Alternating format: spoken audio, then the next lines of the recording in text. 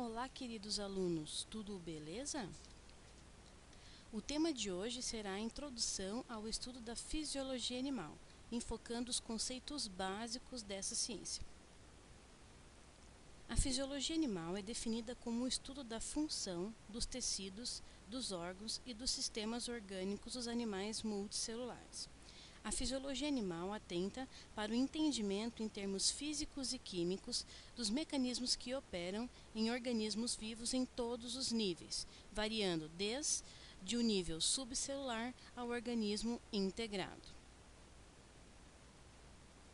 A fisiologia animal é uma ciência integrativa, por exemplo, o estudo do controle da temperatura do corpo do animal. Com a diminuição da temperatura ambiente, essas informações são captadas por receptores localizados na pele do animal, receptores de frio, que enviam informações ao centro de controle, que neste caso é o encéfalo ou cérebro. O cérebro responde mandando informações aos músculos, que ocorrem então contrações involuntárias, ou seja, tremores involuntários que geram calor. Esse calor vai aumentar a temperatura corpórea do animal. Observamos que, para estudar o controle da temperatura, não estudamos um órgão isolado, mas sim integrado com outros órgãos e sistemas, tais como a pele, o sistema nervoso, os músculos, a circulação sanguínea, que não está mostrando aqui na figura, mas para distribuir o calor, precisamos dos vasos sanguíneos para distribuição e transporte do calor, entre outros órgãos e sistemas que não foram mostrados aqui na figura. A fisiologia é baseada nas leis e nos conceitos da química e da física, tais como Lei de Ohm, para entender o fluxo e a pressão sanguínea, a corrente iônica, a capacitância das membranas. Lei de Boyle e do gás ideal, para estudar a respiração, por exemplo. Energia cinética e potencial, para entender a contração muscular, os movimentos torácicos durante a respiração. A gravidade, para estudar o fluxo sanguíneo. Inércia, quantidade de movimento, velocidade de arraste, para o entendimento da locomoção do animal. Princípios da evolução, com base na seleção natural e na especiação. A fisiologia animal apresenta várias subdivisões, tais como a fisiologia comparada. É uma área que usa comparações entre as espécies para diferenciar padrões fisiológicos e evolutivos. Por exemplo, nessa figura observamos o esquema de circulação sanguínea nos diferentes animais, a circulação em peixes, em anfíbios, em répteis, aves e mamíferos. A circulação nestes animais é diferenciada, pois o coração destes animais apresentam morfologia diferenciada e, consequentemente, a circulação do sangue no interior do coração é também diferenciada. A fisiologia ambiental examina animais no contexto do meio ambiente em que eles habitam. Por exemplo, o urso polar tem pelos densos e brancos que o protegem do frio e o camuflam na neve. A fisiologia evolutiva usa métodos e técnicas da biologia evolutiva e sistemática, por exemplo, na construção de árvores taxonômicas, familiares ou cladogramas, para entender a evolução de animais do ponto de vista fisiológico, usando marcadores fisiológicos. Por que estudar a fisiologia animal? Bem, primeiro pela curiosidade científica. Por exemplo, saber como o coração de um beija-flor pode bater 20 vezes por segundo durante o voo. Outro exemplo, saber quantas vezes as asas dos beija-flores batem por segundo. Ou ainda, como as baleias e as focas conseguem permanecer em mergulho por horas, mesmo sendo mamíferos. Outra importância de se estudar a fisiologia animal são as aplicações agrícolas e comerciais. O conhecimento da fisiologia animal nos fornece informações para melhorar o lucro e a qualidade do leite, da carne, de ovos, de outros animais que produzem.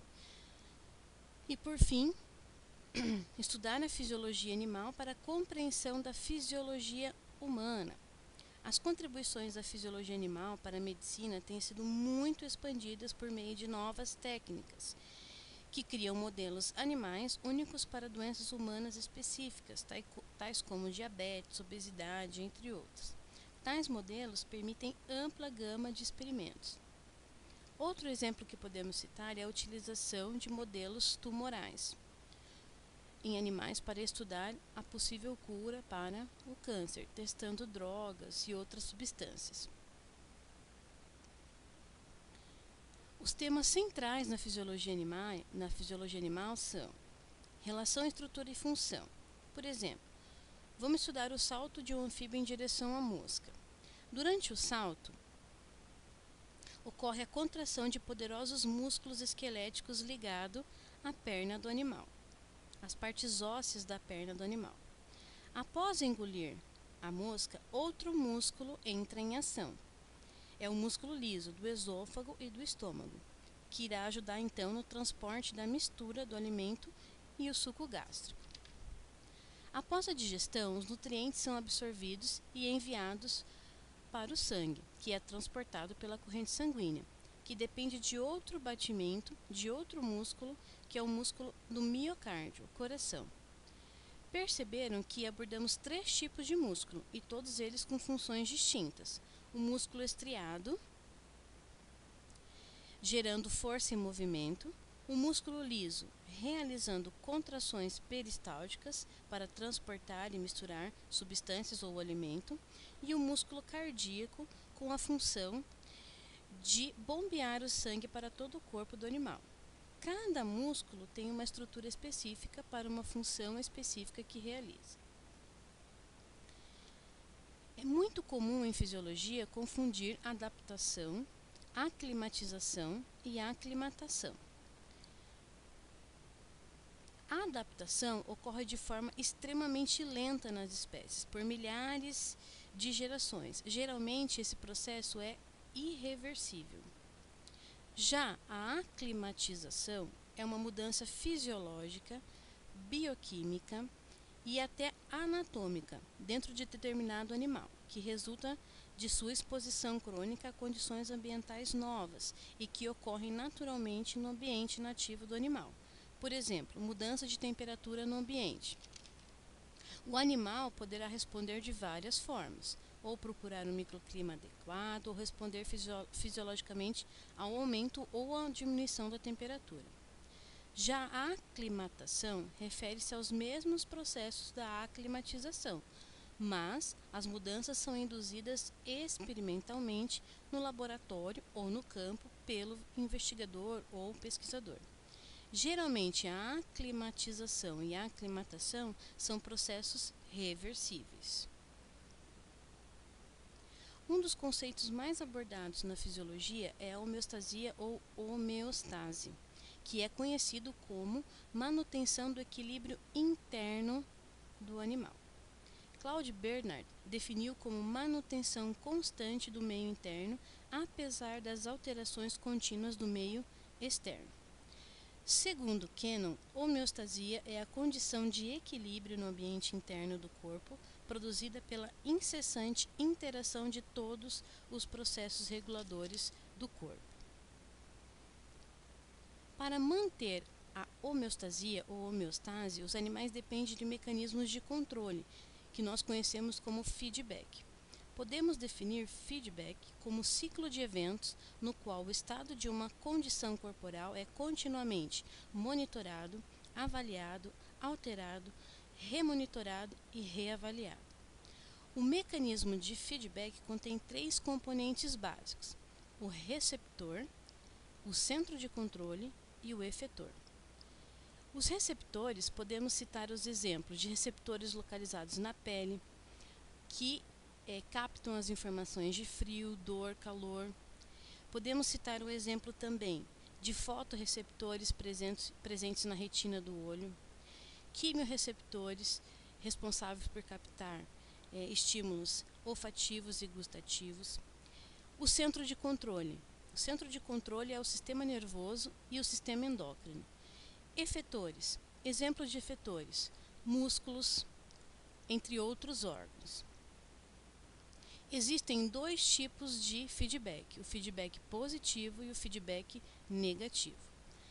O que vem a ser então o feedback negativo?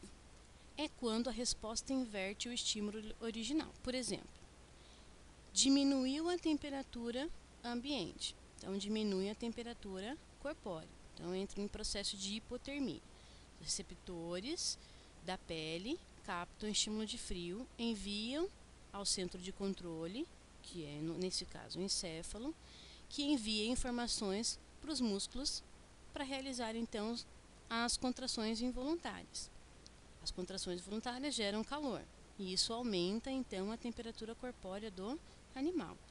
Então verificamos que o estímulo inicial era a baixa temperatura corpórea e o estímulo final foi aumentar a temperatura corpórea. Então isso é um exemplo clássico de feedback negativo. Já o feedback positivo, ele intensifica o estímulo inicial. Então, quando a resposta aumenta ou intensifica o estímulo original. Então, vamos citar o exemplo aqui durante o parto dos mamíferos. Então, ocorre contrações na parede uterina. Essas contrações na parede uterina forçam o filhote ou o bebê em direção ao colo do útero ou cérvix. Forçando essa distensão, as células nervosas presentes nessa região manda informações para o centro de controle. Esse centro de controle manda uma informação para produzir ocitocina, que é um hormônio. Esse hormônio cai na corrente sanguínea e gera mais contrações uterinas, empurrando cada vez mais o filhote ou o bebê em direção ao cérvix. Então essa contração muscular, ela é intensificada cada vez mais. O ciclo só vai parar quando o feto ou o filhote for expulso. Aí sim vai parar então de gerar esse ciclo contínuo. Mas verifica-se então que no feedback positivo, um estímulo inicial ele é intensificado, conforme vai passando então o ciclo. Outro exemplo de feedback positivo é no caso da coagulação sanguínea. Então vamos supor, tem um rompimento do vaso sanguíneo por uma hemorragia, começa então a formação do coágulo sanguíneo. Começando a formação do coágulo, ele ativa várias enzimas que ativam outras enzimas. A ativação dessas enzimas intensifica cada vez mais a coagulação.